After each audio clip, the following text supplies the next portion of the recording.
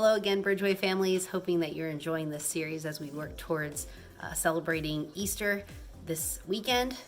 We are reading stories from our Jesus Storybook Bible in order to learn about the person of Christ and the purpose of Christ and his fulfillment of the prophecies on the cross and his resurrection in his victory over death. So our next story that we're going to be reading is called The Servant King, and this is on page 286 of the Jesus Storybook Bible if you'd like to follow along. It is from Mark 14 and John 13 through 14. It was Passover, the time when God's people remembered how God had rescued them from being slaves in Egypt. Every year they killed a lamb and ate it.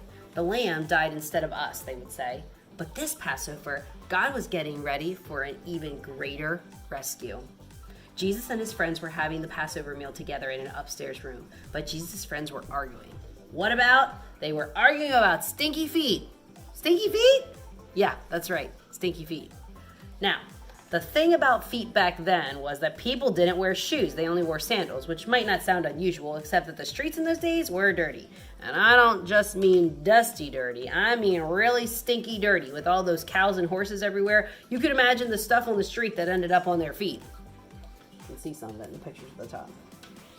Anyway, someone had to wash the dirt or wash away the dirt. And it was a dreadful job. Who on earth would dream of volunteering to do it?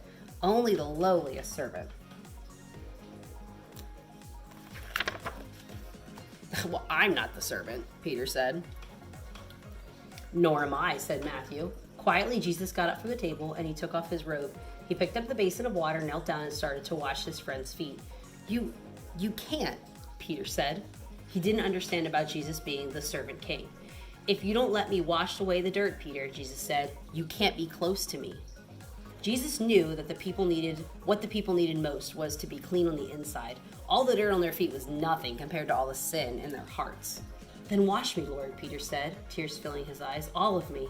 One by one, Jesus washed everyone's feet. I am doing this because I love you, Jesus explained. Do this for each other.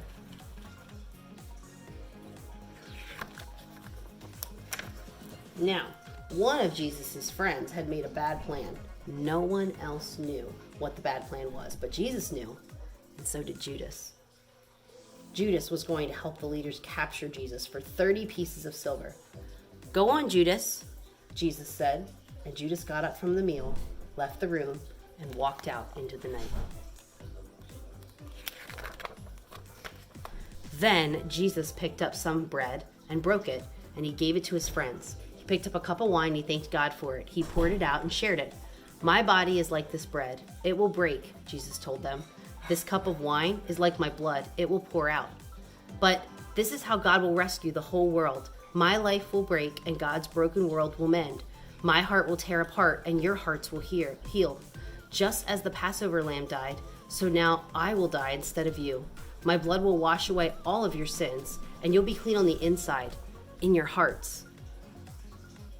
So whenever you eat and drink, remember, Jesus said, I've rescued you. Jesus knew it was nearly time for him to leave the world and go back to God. I won't be with you long, he said. You are going to be very sad, but God's helper will come. And then you will be filled up with a forever happiness that won't ever leave. So don't be afraid. You are my friends and I love you. Then they sang their favorite song and walked up to their favorite place, an olive garden.